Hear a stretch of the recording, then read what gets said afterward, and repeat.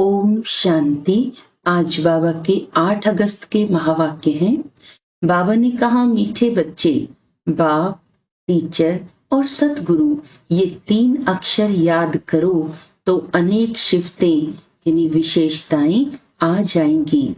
प्रश्न है, किन बच्चों के हर कदम में पद्मों की कमाई जमा होती रहती है?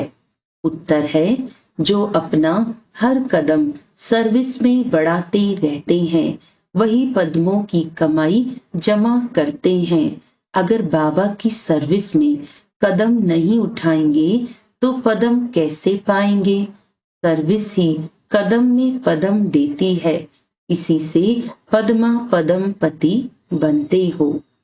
दूसरा प्रश्न है, किस राज को जानने के कारण तुम बच्चे सभी के कल्याणकारी बनते हो? उत्तर है, बाबा ने हम बच्चों को यह राज समझाया है कि सभी की ये एक ही हड्डी है, यहाँ सबको आना ही है। ये बहुत गुह्य राज है। इस राज को जानने वाले बच्चे ही सबके कल्याणकारी बनते हैं। ओम शांति। रूहानी बाप के रूहानी बच्चे यह तो हर एक जानते होंगे कि बाबा हमारा बाप भी है, टीचर भी है और सतगुरु भी है। बच्चे जानते हैं, जानते हुए भी घड़ी घड़ी भूल जाते हैं। यहाँ जो बैठे हैं वह तो जानते होंगे ना, परंतु भूल जाते हैं। दुनिया वाले तो बिल्कुल नहीं जानते। बाप कहते हैं, सिर्फ ये 3 अक्षर भी याद रहें तो बहुत सर्विस कर सकते हैं। प्रदर्शनी अथवा म्यूजियम में तुम्हारे पास बहुत आते हैं, घर में भी मित्र संबंधी आदि बहुत आते हैं। कोई भी आए तो समझाना चाहिए कि जिसको भगवान कहा जाता है वह बाबा भी है, टीचर भी है और सतगुरु भी है। यह याद हो तो भी ठीक, और कोई की याद ना आए और कोई को तो ऐसे कह ना सके। तुम बच्चे जानते हो, हमारा बाबा बाप भी है, टीचर भी है, सतगुरु भी है। कितना सहज है, परंतु कोई कोई की तो ऐसी पत्थर बुद्धि है जो ये 3 अक्षर भी बुद्धि में धारण नहीं कर सकते, भूल जाते हैं। बाबा हमको मनुष्य से देवता बनाते हैं, क्योंकि बेहद का बाप है ना। बेहद का बाप है तो जरूर बेहद का वर्षा ही देंगे। बेहद का वर्षा है देवताओं के पास। इतना सिर्फ याद करें तो घर में भी बहुत सर्विस कर सकते हैं, परंतु ये भी भूल जाने के कारण इसको बता नहीं सकते। घड़ी घड़ी भूल जाते हैं क्योंकि सारे कल्प के भूले हुए हैं। अब बाप बैठ समझाते हैं। वास्तव में ये ज्ञान बहुत सिंपल है, बाकी याद की यात्रा से संपूर्ण बनना इसमें मेहनत है।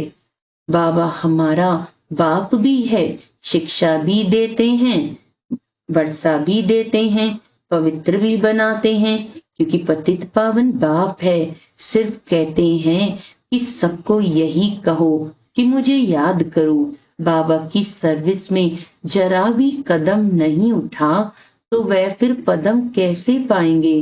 पदम पति तो सर्विस से ही बन सकते हैं। सर्विस ही कदम में पदम ले आती है।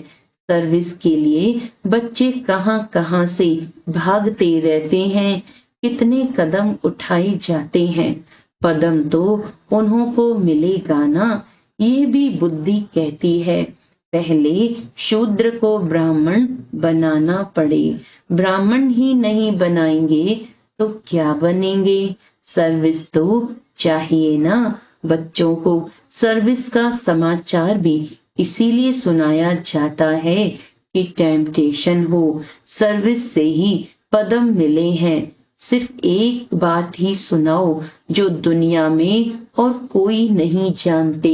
बेहद का बाप बाप है, परंतु बाप का कोई को पता नहीं है। सिर्फ ऐसे ही गॉड फादर कहते रहते हैं वह टीचर है।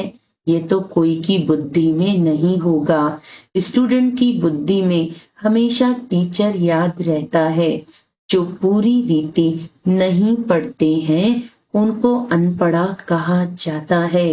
बाबा कहते हैं हर्जा नहीं है, तुम कुछ भी न पढ़े हुए यह तो समझ सकते हो ना कि हम भाई भाई हैं। हमारा बाप बेहद का है। बाप आते ही हैं एक धर्म की स्थापना करने, ब्रह्मा द्वारा कराते हैं। परंतु लोग कुछ भी समझते नहीं हैं।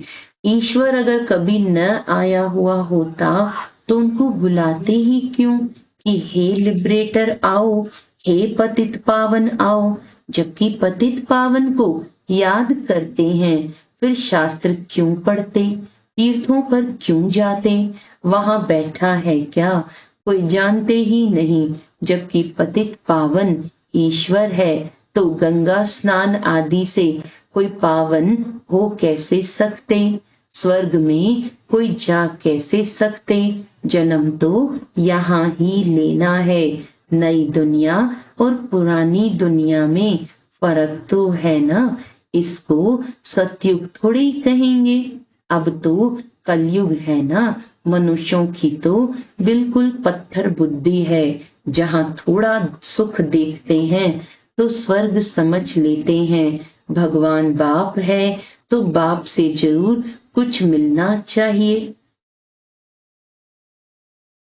ये बाप ही समझाते हैं। बाप कोई गाली नहीं देते हैं। बाप शिक्षा भी देते हैं, सबको सदगति भी देते हैं। भगवान बाप है तो बाप से जरूर कुछ मिलना चाहिए। बाबा अक्षर भी ऐसा है जो उनसे वर्षे की खुशबू जरूर आती है। और भले कितना भी काका मामा आदि हैं, परंतु उनसे वर्षे की खुशबू नहीं आती। अंतर्मुख हो विचार करना है कि बाप ठीक कहते हैं। गुरु के पास कोई जायदाद होती नहीं, वह तो खुद ही घर बार छोड़ते हैं। तुमने सन्यास किया है विकारों का, वह तो कह देते हमने घर बार छोड़ा। तुम कहते हो हम सारी दुनिया के विकारों का सन्यास करते हैं। नई दुनिया में जाना कितना सहज है। हम सन्यास करते हैं सारी पुरानी सृष्टि तमो प्रधान दुनिया का। सतयुग है नई दुनिया, ये भी जानते हो। नई दुनिया थी जरूर, सब गाते हैं स्वर्ग कहा ही जाता है नई दुनिया को। परंतु वो लोग सिर्फ कहने मात्र कह देते हैं, समझ कुछ नहीं। तो बाप बच्चों को कहते हैं सिर्फ ये विचार करो, बाबा हमारा बाप भी है, शिक्षक और सतगुरु भी है, सबको ले जाएंगे। अक्षर ही दो हैं, मन मना भव, इसमें सब आ जाता है। परंतु ये भी भूल जाते हैं। पता नहीं बुद्धि में क्या क्या याद रहता है। नहीं तो रोज लिख कर दो कि इतना समय हम किस अवस्था में बैठे थे। तुम बैठे हो बाप टीचर सतगुरु के सामने, तो वही याद आना चाहिए ना। स्टूडेंट को टीचर ही याद आएगा ना। परंतु यह माया है ना, एकदम माथा ही मूड लेती है, सारा राज्य भाग्य ही ले लेती है। तुमको पता नहीं पड़ता है। आए तो थे वर्षा लेने, परंतु मिलता कुछ भी नहीं। ऐसे ही कहेंगे ना, भल स्वर्ग में तो चलेंगे, परंतु वह कोई बड़ी बात थोड़ी है। यहाँ आए भल परंतु पढ़े नहीं, फिर स्वर्ग में तो जाएंगे ना। यहाँ तो बैठे हैं ना, समझते हैं स्वर्ग में जाना है, फिर क्या भी बने, वह तो पढ़ाई नहीं हुई ना। थोड़ा भी सुना तो उसका फल मिल जाता है। पढ़ाई से तो बड़ी स्कॉलरशिप मिलती है। बाप से ऊंचते ऊंच पद पाना है तो पुरुषार्थ करना पड़े। पढ़ाई याद होगी तो 84 का चक्र भी याद आ जाएगा। यहाँ बैठने से सब याद आना चाहिए, परंतु यह भी याद आता नहीं है। अगर याद आए तो किसको सुनाए भी। चित्र तो सबके पास है। शिव के चित्र पर तुम कोई को सुनाएंगे तो कभी गुस्सा नहीं करेंगे। बोलो आओ तो हम आपको बताएं कि शिव बेहद का बाप है ना, इनके साथ आपका क्या संबंध है। ऐसे फालतू चित्र तो नहीं होगा। शिव के लिए जरूर कहेंगे ये भगवान है। भगवान तो निराकार ही होता है, उनको बाप कहा जाता है। वे शिक्षा भी देते हैं। तुम्हारी आत्मा शिक्षा लेती है। आत्मा ही सब कुछ करती है। टीचर भी आत्मा बनती है। बाप भी इस रथ पर आकर पढ़ाते हैं। सतयुग की स्थापना करते हैं। वहां कलयुग का नामो निशान ही नहीं। मनुष्य कहाँ से आएंगे। सर्विसेबल बच्चों को सारा दिन ख्यालात चलते रहते हैं। सर्विस नहीं करते तो समझा जाता है बुद्धि ही नहीं चलती। जैसे बुद्धू बैठे हैं, बाप को समझ नहीं सकते। पतित पावन बाप को याद करने से ही वर्षा मिलेगा। याद करते करते मरेंगे तो बाप की सब मिल्कियत मिलेगी। बेहद के बाप की मिल्कियत है स्वर्ग। बच्चों के पास बैज भी है। घर में मित्र संबंधी आदि तो बहुत आते हैं। कोई मरता है तो भी बहुत आते हैं। उन्हों की भी तुम बहुत अच्छी सर्विस कर सकते हो। शिव बाबा का चित्र तो बहुत अच्छा है, भल बड़ा ही रख दो। इसमें कोई कुछ कहेंगे नहीं। ऐसे नहीं कहेंगे ये ब्रह्मा है, ये गुप्त। तुम गुप्त भी समझा सकते हो। सिर्फ शिव का चित्र रखो और सब चित्र उठा दो। ये शिव बाबा बाप टीचर सतगुरु है। ये आते हैं नई दुनिया की स्थापना करने और संगम पर ही आते हैं। ये ज्ञान तो बुद्धि में है ना। बोलो शिव बाबा को याद करो और किसी को याद नहीं करो। शिव बाबा पतित पावन है। वह कहते हैं मुझे याद करो तो तुम मेरे साथ आकर मिलेंगे। तुम गुप्त सर्विस कर सकते हो। यह लक्ष्मी नारायण इस नॉलेज से ही बने हैं। कहेंगे शिव बाबा निराकार है, वह कैसे आते हैं। अरे तुम्हारी आत्मा भी तो निराकार है, वह कैसे आती है। वह भी ऊपर से आती है ना पाठ बजाने। ये भी बाप आकर समझाते हैं। बैल पर तो आ न सके, बोलेगा कैसे। साधारण बूढ़े तन में आते हैं। समझाने की भी बड़ी युक्ति चाहिए। कोई कहते तुम भक्ति नहीं करते हो। बोलो हम तो सब कुछ करते हैं। युक्ति से चलना होता है। इसको उठाने के लिए सोचना चाहिए क्या युक्ति रचें। कोई को नाराज भी नहीं करना है। गृहस्थ व्यवहार में रहते सिर्फ पवित्र रहना है। तुम कहते हो बाबा सर्विस नहीं मिलती है। अरे सर्विस तो बहुत कर सकते हो। गंगा जी पर जाकर बैठ जाओ। बोलो ये पानी में स्नान करने से क्या होगा, क्या पावन बन जाएंगे। तुम तो भगवान को कहते हो हे पतित पावन आओ, आकर पावन बनाओ। फिर वह पतित पावन है या यह ऐसी नदियां तो ढेर हैं। बाप पतित पावन तो एक ही है। ये पानी की नदियां तो सदैव हैं ही। बाप को तो पावन बनाने के लिए आना पड़ता है। आते भी हैं पुरुषोत्तम संगम युग पर, आकर पावन बनाते हैं।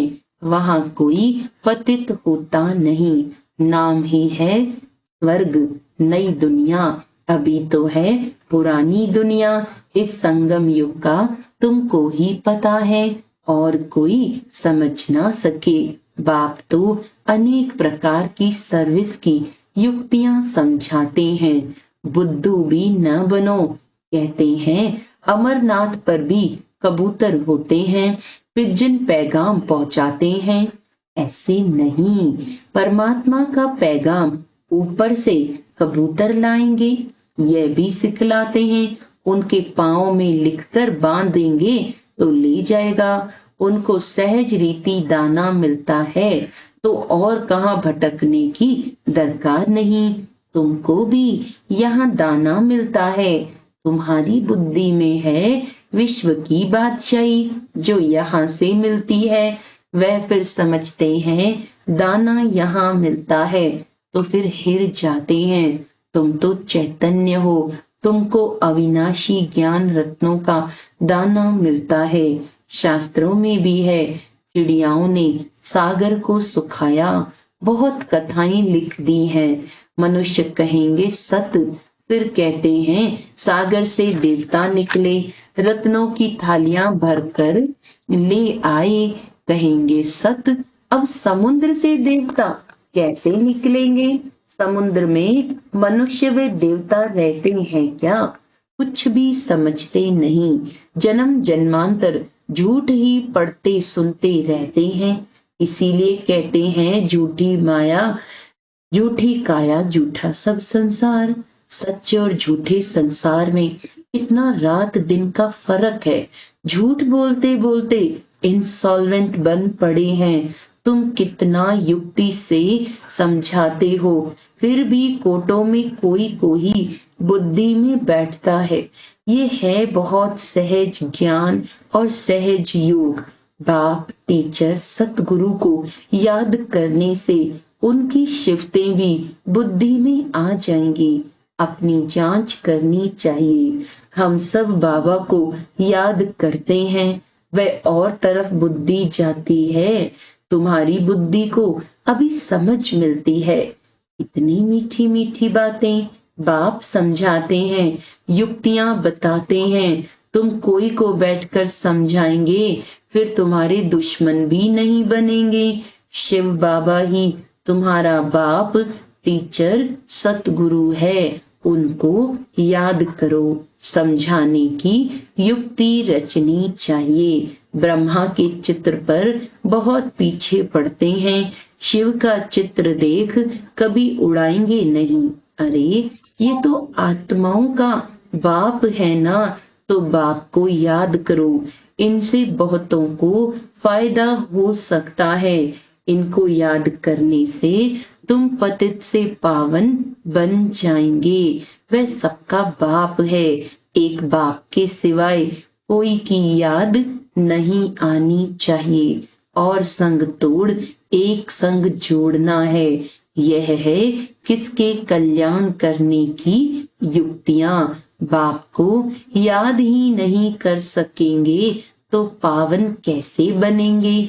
घर में भी तुम बहुत सर्विस कर सकते हो। बहुत मित्र संबंधी आदि तुमको मिलेंगे।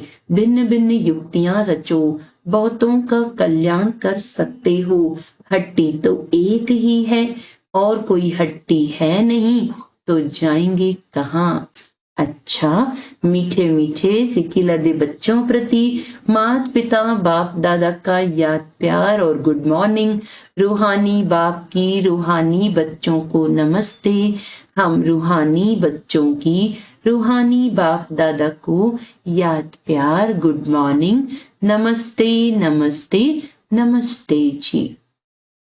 धारणा के लिए मुख्य सार है, गृहस्थ व्यवहार में बहुत युक्ति से चलना है। कोई को नाराज भी नहीं करना है। पवित्र भी जरूर बनना है।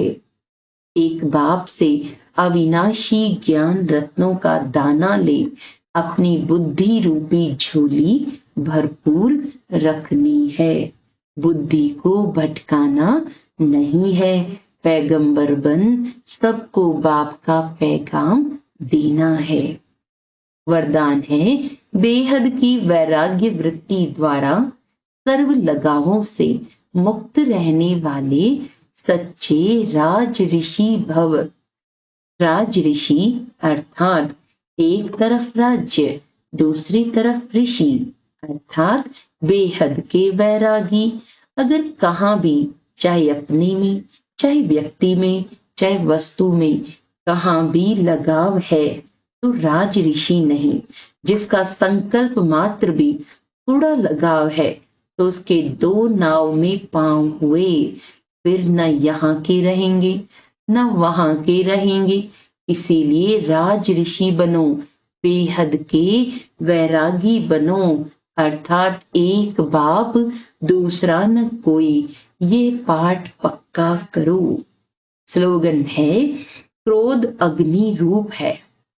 क्रोध अग्नि रूप है जो खुद को भी जलाता और दूसरों को भी जला देता है। अच्छा, आज का अव्यक्त इशारा है, जो सदा प्रीत बुद्धि है उनकी मनसा में भी श्रीमत के विपरीत व्यर्थ संकल्प व विकल्प नहीं आ सकते। ऐसे प्रीत बुद्धि रहने वाले ही विजयी रतन बनते हैं। कहाँ भी किसी प्रकार से कोई देहधारी के साथ प्रीत न हो, नहीं तो विपरीत बुद्धि की लिस्ट में आ जाएंगे। अच्छा, ओम शांति।